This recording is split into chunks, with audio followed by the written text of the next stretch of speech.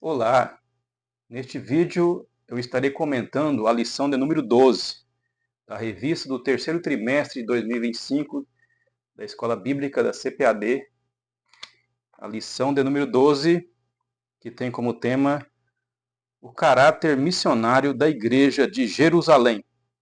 Mas antes, eu quero solicitar para você que ainda não é inscrito no canal, que possa se inscrever, deixar o seu like, ativar o sininho das notificações e compartilhar o vídeo. E também informar que eu sou o autor desses dois livros, Enciclopédia de Notas Bíblicas, Históricas e Teológicas, 700 páginas. Os frutos dos falsos profetas, pelos seus frutos os conhecereis, 164 páginas. Caso você queira adquirir um dos dois livros, ou os dois, é só acessar os links que eu deixo na descrição do vídeo e deste canal. Lição de número 12, o caráter missionário da Igreja de Jerusalém.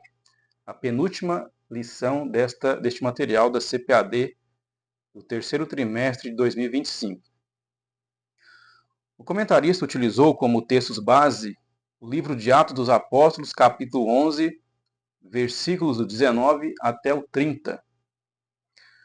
O estudo é composto por introdução, primeira parte, uma igreja com consciência missionária, segunda parte, uma igreja com visão transcultural, a terceira parte, uma igreja que forma discípulos e a conclusão para finalizar. Estarei comentando trechos-chave aqui que eu selecionei. Esses textos, eles são se referem àquela passagem quando os discípulos estão dispersos e chegam ali na Fenícia, em Chipre, e depois chegam em Antioquia. E o texto diz o seguinte aqui na primeira parte: o texto deixa claro que foram esses cristãos comuns os fundadores da igreja de Antioquia, uma das mais relevantes e importantes do Novo Testamento. Ou seja, cristãos que de Chipre chegaram a Antioquia e ali anunciaram o nome de Jesus, anunciaram as boas novas do Evangelho e a igreja de Antioquia foi fundada e estabelecida. Eles não são contados entre os apóstolos, diáconos ou presbíteros. Contudo, eles foram usados por Deus para fundar aquele trabalho e foram bem-sucedidos porque a mão do Senhor era com eles. Então, eles não eram apóstolos, eles não eram diáconos, eles não eram presbíteros, eles não tinham um cargo oficial consagrado, mas eles tinham a fé em Jesus, a fé verdadeira, sincera. E por esta fé, por intermédio dessa fé, eles anunciaram a Jesus ali na cidade de Antioquia. Anunciaram ali em Antioquia a fé em Jesus. E as pessoas se converteram. Então Deus, ele usa aqueles que realmente têm um coração sincero para com ele. Não é simplesmente aquele que tem um cargo. Porque muitas das vezes aquele que tem um cargo, ele se deixa levar pela vaidade, pela arrogância, pela soberba de achar que é importante na comunidade ali da igreja, é importante, é um ser sagrado porque tem um cargo, é um ser celestial porque tem um cargo. Mas não é assim que Deus faz. Como diz o texto aqui, conforme Lucas destaca, esse era o segredo que fez toda a diferença. O que fica em destaque, portanto, não era o ofício ou o cargo, mas a capacitação do Senhor.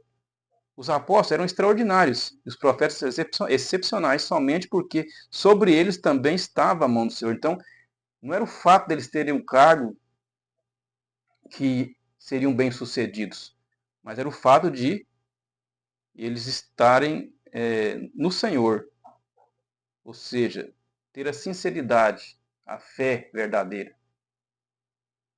Então, este era o segredo. Eles não eram extraordinários simplesmente porque tinham um cargo, mas sim porque tinham a fé, e a mão do Senhor estava com eles. Então, isso é o que faz a diferença. Não é o que acontece que muitos se vangloriam que tem um cargo. Nossa, agora eu sou. Até parece que na mente deles é como se fosse o santo da Igreja Católica Romana. Agora eu sou canonizado, eu tenho um cargo, agora eu sou um pastor presidente, sou um pastor, sou um... Eu sou um ser celestial agora. Ixi, agora eu estou garantido no céu. Eu sou canonizado. Assim muitos pensam. Mas não é isso que está na Bíblia. Porque você vê que essas pessoas que chegaram a Antioquia, eles não tinham cargos. E Deus os abençoou. Na segunda parte, tem o seguinte. Esse foi o primeiro momento em que cristãos judeus falaram de Jesus para pessoas que não eram judias. Porque quando esses cristãos eles chegam em Antioquia, eles que eram judeus são os primeiros a falarem a pessoas que não eram judias. Porque até o momento era judeu hebraico mesmo, hebreu, e judeu grego, que eram os convertidos, geralmente, pela igreja. Com raras exceções. Mas este momento aqui foram cristãos de fala grega falando para pessoas que não eram judeus.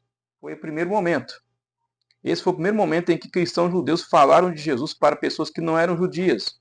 Ou seja, não eram judeus que falavam grego pregando para outros judeus da mesma cultura, mas cristãos judeus que falavam grego levando o evangelho a pessoas que não tinham nenhuma ligação com o judaísmo. Ou seja, eram pessoas que adoravam outros deuses e não seguiam o judaísmo.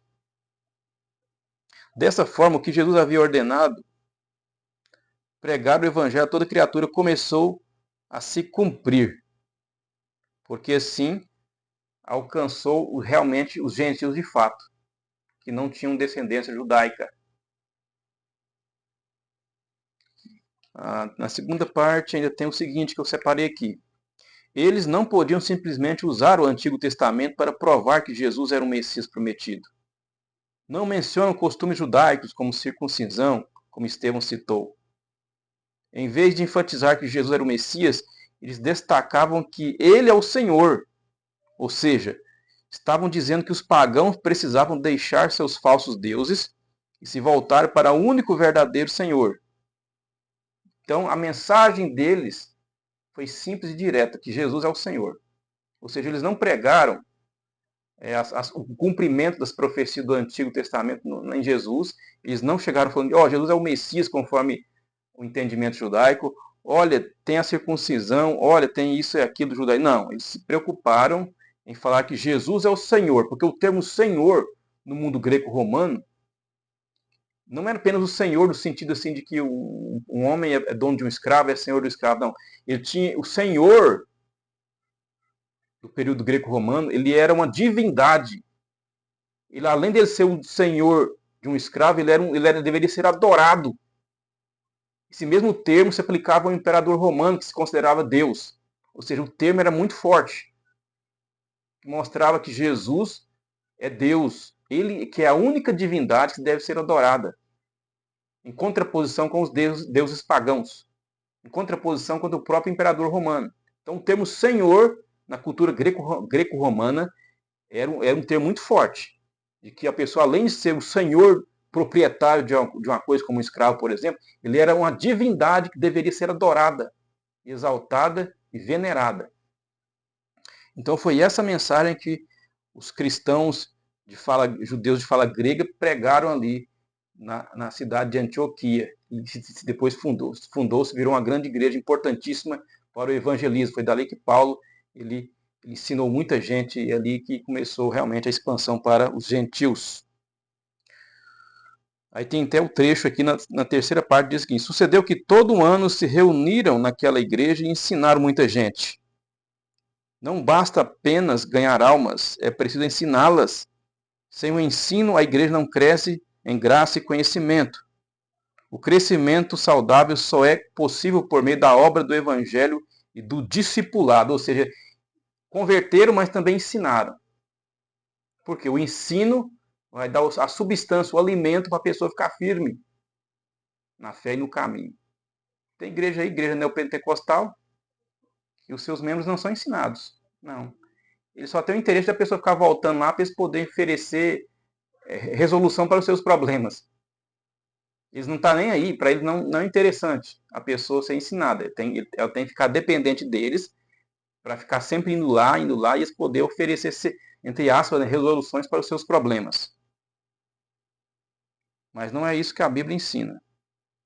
A Bíblia ensina que deve haver um ensinamento para a pessoa ficar firme e continuar o caminho, continuar a sua trajetória de forma firme. O que realmente define um cristão é sua vida, sua fé e suas atitudes. Segundo a Bíblia, ser cristão significa crer em Jesus, abandonar o pecado e receber salvação como um presente de Deus dado pela sua graça. Então, é ter consciência daquilo que é, do que deve fazer e de onde chegará. Então, nas igrejas neopentecostais, eles não estão nem aí. Para eles, não importa se é uma rotatividade de gente. Se hoje tem uma pessoa, amanhã tem outra. Não. Eles querem apenas terem público para tirar proveito desse público. Então, o apóstolo Paulo ensinou muita gente ali nessa igreja de Antioquia, assim as pessoas foram fortalecidas e partiram para a expansão do evangelho. Então, esse aqui é o nosso comentário da lição de número 12, o caráter missionário da igreja de Jerusalém. Eu agradeço a você, que até agora acompanhou o vídeo. Até o próximo vídeo, se assim Deus nos permitir.